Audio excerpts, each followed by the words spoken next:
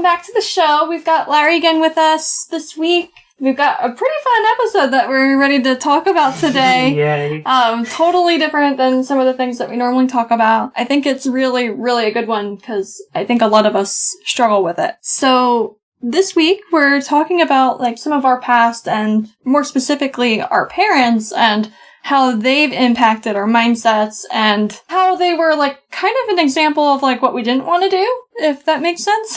Yeah. Without like offending them because we love them so much, but they've set some good examples like financially of like what we didn't want to do, lifestyle wise, and like where we wanted to. What? Yeah, we've got a lot to unpack here. So thank you for tuning in again, and let's dive in. Yeah. So, let's talk about how we bonded on our first date. So, we had been friends for a while, leading up to actually, like, our first date. We were friends for, like, 2 years. Our friends had tried to get us together, and then we were just like, nah, not right now. So, 2 years later, he had broken up with his girlfriend at the time.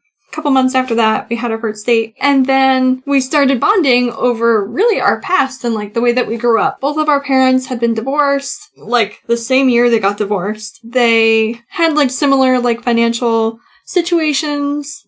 Yeah, both of their situations were extremely similar, pretty much all around. Mm-hmm. You know, different details, but same, financial boat. Relationship-wise, like for our parents, and we're not going to dive into that because that's something we'd want to like bring them on to talk about. But what really like struck us like recently as we've been going through these mindset shifts is like how much of them have been ingrained like since our childhood. Like needing to work harder to make more money, and what else are some of the negative ones? Like spending money as soon as you have it. Yeah, that's huge. Like, we spend it, like, there's a hole in our pocket. Like, trying to break all of those habits has been really difficult. Yeah, big time. So let's get into that. So, I know a big one for me, at least, is, like I said, like, spending money as soon as you have it. Because growing up, we didn't have a lot of money at all. And it was like, when somebody got a raise or a bonus or something, it's like we had a bunch of extra money, let's do something with it. Yeah, and usually it was like, get a new car or... Yeah, get a car, get a camper. Go on vacation. Yeah. And it was never, like, let's invest this. Yeah. And being a kid, that's not on the top of your mind. You're like, yay, we got a new car in the driveway, or we got a new whatever. A pool. Yeah, but being an adult now, you look back and you're like, oh, you could have taken that money and put it literally anywhere and... had something to retire with, or... Yeah. Or have something that's replacing your income now so they are just doing what you do now for fun. Or something. Yeah. We're still trying to learn this, so bear with us. But, like, from what we've understood and what we've taken from it, like, so far is that we want to be taking any extra money that we're making and investing it into something that will create an asset for us. Something that will give us money every month to pay for the things that we want. Yes. So... where we're going, like, we want to start investing in real estate. We want to start investing in stocks and, like, index funds. Pretty much anything that you could think of, we want to be as diverse as possible so we can have a bulletproof portfolio of income streams from a bunch of different places. And that's... the more passive, the better. Yeah. Because that's, like, one of the biggest things is, like, feeling like we need to work for the money. And it's like, if we are able to make the money work for us instead, these are all the things that we didn't learn growing up. And, like, our parents don't know about these things, or how to make it happen, or how to get out of the middle-class rut that we're in. Like, low middle class, like, a working collar middle class. Like, so we wanted to take you on this, like, journey with us so that you're able to see the way that we get out of this hole of this middle class kind of rut that we're stuck in, and everyone around us is really stuck in, honestly. Yeah, the area that we live in is very, very blue collar. Everyone gets up early in the morning, goes to work. You know, it's no, I shouldn't say no one, but a lot of people in our area aren't super well off. It's a very paycheck-to-paycheck area, and that's how we grew up. We both grew up pretty local to where we live now, and that's just how it's been for the past 20 whatever years. It's just that way of life, and being surrounded by people you know, strangers, everyone's in the same boat. You know, no one's got a brand new car that's expensive. I don't want to say poverty, but it's... Close. It's, you know, it's a struggling area, I would like to say. And that's... Yeah. Like, to put it this way, everybody's complaining about the gas prices being so high. Like, nobody's just like, yeah, that is what it is. Like, everybody's like, man, like, I'm gonna need to make more money to be able to get to work. Yeah, I'm gonna start walking to work because gas is so expensive. Yeah. So, like, to word it like that, like, nobody has it super easy right now. So, some of the things that we're doing that maybe you guys can at least, like, flip the light bulb and start trying to create some for yourself, we're trying to use debt to make more money. So, we took out a home equity line of credit, and we're going to use that to begin investing in real estate and whatever other future opportunities present themselves. We want to have liquid capital ready to invest when somebody says, hey, I got this great thing going on, like, do you want in? We want to be able to say, yes, here's $100,000. Or whatever. Yeah. Yeah, and that's... I think the things that they don't teach you in school and the things that middle-class parents don't teach you is that you can do, you know, a refinance, a home equity line of credit, whatever it might be. You have access to a lot more money than you think you have. And if you use that money wisely, and in the sense of investing and putting it in the right spots, you make that money work for you. Especially because when you take a home equity line of credit, it's relatively low interest. So even if you put it in an index fund, say, that has a higher return rate than your interest rate on your loan, there's passive income right there. It might not be a lot, but if you take what you're making and put it into something else, like let's say this is what we've learned, and what we plan to do is we'll take our home equity line of credit, we'll put it into a house, and then we'll refinance that house, take our money out of it that we invested, and then it's just a passive income stream because somebody's paying the rent for us. Yeah. If you follow that line of thought. Yeah. And we're the furthest thing from financial experts that there is. But we're just trying to share, like, how we're trying to get out of the hole that is the middle class. Yeah. And how we learned it. Like, how we learned what not to be. Yeah. Which is the whole premise of this episode. Is, you know, what our parents did and didn't teach us about how to use and how to misuse money. Yeah. So one of the things that, like, my parents, like, were big with were taking loans and then not having a means to invest it into something that would pay off the loan. Like, they would use it to get caught up on their bills, and that's not going to produce any more money. Mm-hmm. So, like, that's something that we were, like, debating now. It's like we have a lot of credit card debt, so it's like, do we take the HELOC and pay off the credit card? And it's like, no, that would be stupid because we want the HELOC to make us more money. Yeah, if we pay off our credit cards, we're just taking the debt from our credit cards and putting it into our home equity. Yeah. And we're still paying it, it's just lower interest, but it's not gaining anything there. Yeah. It's just taking it all for our credit cards. But what you just said, my dad did the same thing in the early 2000s. He refinanced on the house and got like $25,000, and he bought a new pickup truck. And I don't think that my parents talked about it, and I think that they just did it. He just did it. And then when they sold that house, my mom sold the house, that was an issue because there was a lien on the house because of that had to be paid. So it's stuff like that where you... And it's like that pickup truck ended up being repossessed and it didn't end up making them any money. Yeah. Like, that's the worst thing that you could invest in because it's not making you money. Yeah. You buy a used truck, it's not going to appreciate value at all. Yeah. So it's just money literally down the drain that came back and bit them anyway. So the smart thing that they could have done would be to take that lien, that home equity line of credit, put it into something that would pay for the car, and then you have an asset that would pay off the car, it would be paid off, and you'd have a brand new car. The asset. And the asset that's continually giving you money every month. Now, we're still learning these things. Mm-hmm. But we wanted to share what we've learned so far, and maybe, you know, at least switch the light bulb, because it took us 25 years to switch the light bulb. Yeah. And I know... At least our adult lives. Yeah.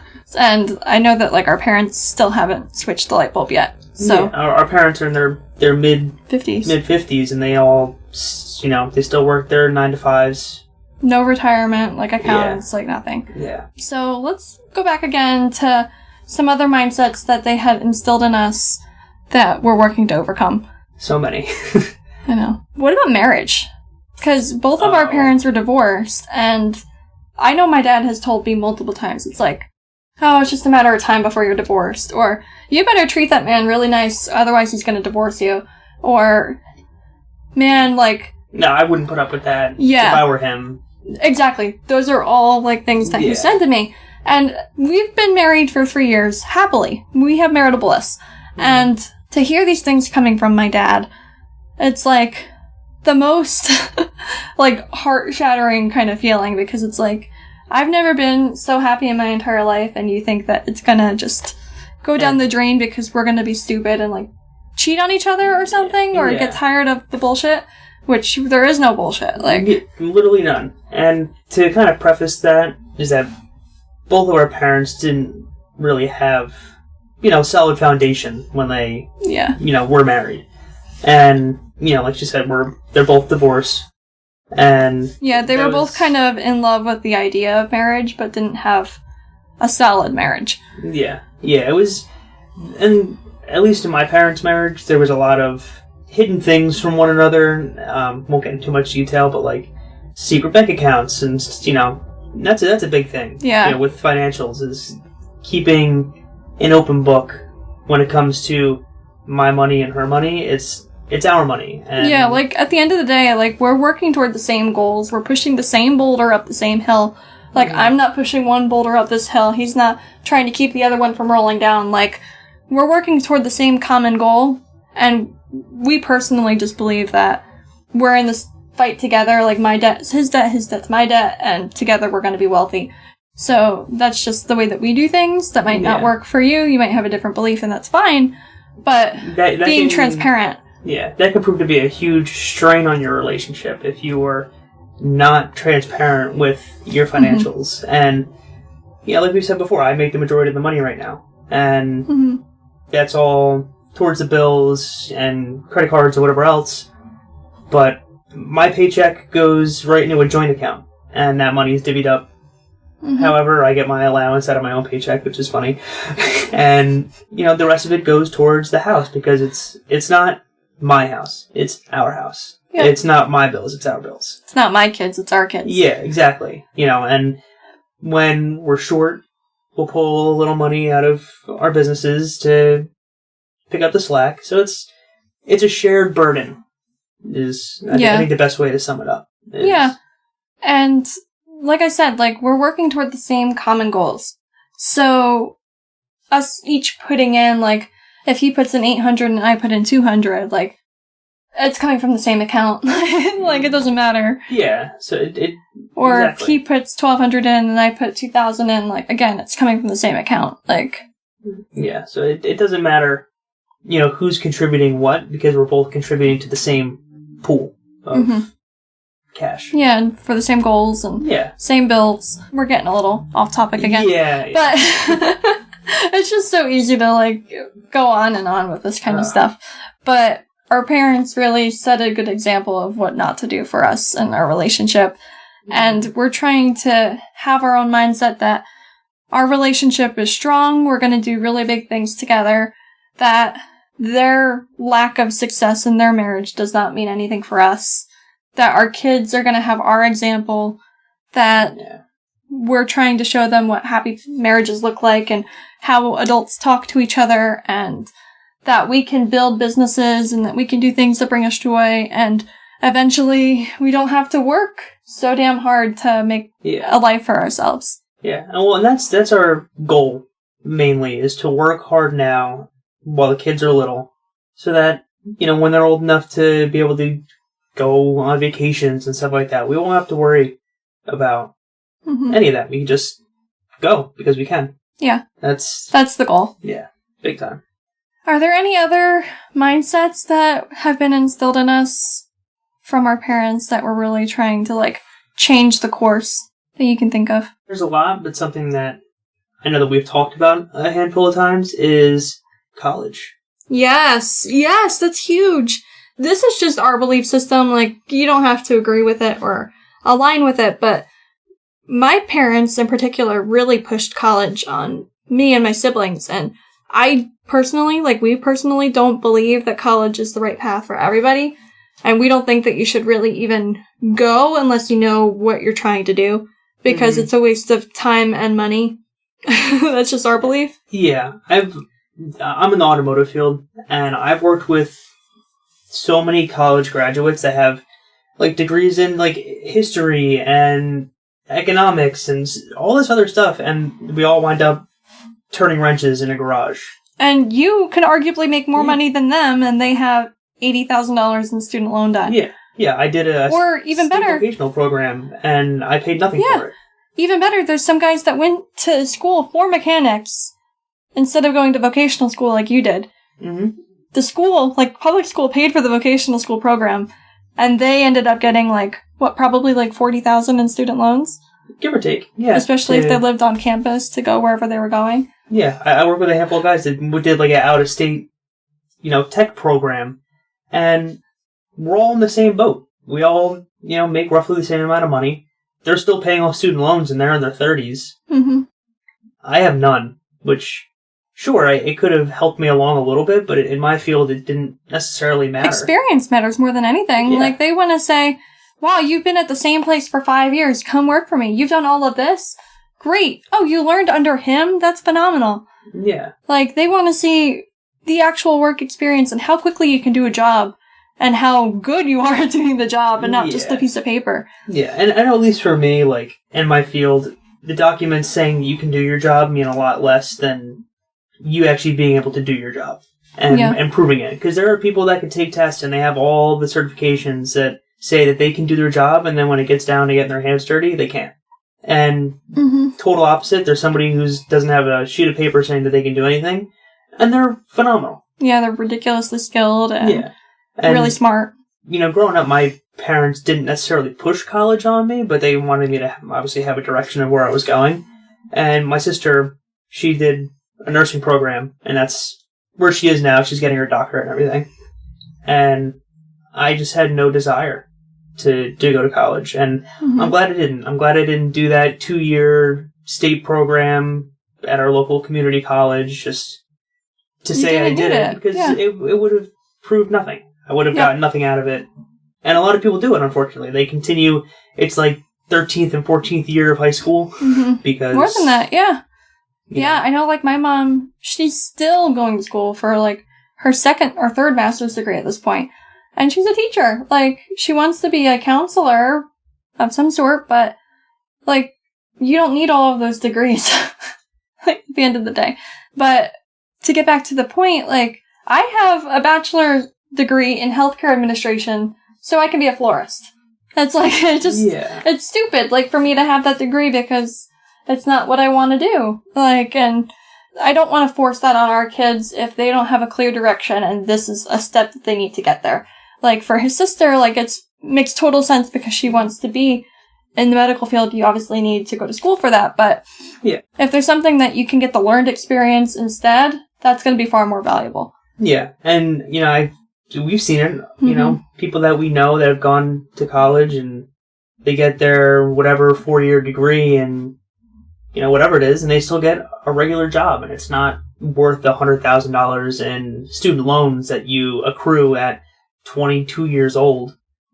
It's not worth it. You can, if you think about it, you can take that $100,000 worth of debt and put it into a business and you would be far better off. Yeah. With the right skill set. And if you don't have the right skill set, then you can hire somebody to make up for it. Exactly. So I think those were 3 really good mindsets that we have been working to overcome that our parents really instilled in us. That we don't need to work harder to make more money. That our marriage can be anything that we want it to be. That we're not limited by their belief system on their marriages. And that school is whatever you make of it. If you have the right direction, please, by all means, don't let us stop you. But if you think that you can get experience doing something else, at the end of the day, you're probably going to wind up in the same place as if you did go to school, maybe even a little bit further ahead because you have the work experience. And you'll be making probably more money without the student loan debt. Yeah. So. Well, And just something to throw in with the education. The internet has everything that you could ever want to know about anything ever, and it's usually free. Yeah. If not... Or you could buy a course from somebody who does the thing, and that's going to be far more valuable. Yes. Yeah, there are depending on what you're going for, there are way better ways than to be in the education system to learn it, because you'll learn a bunch of crap that you don't need to know. Yeah, they'll tell you how it is, like, from any online course that you take from somebody that does it.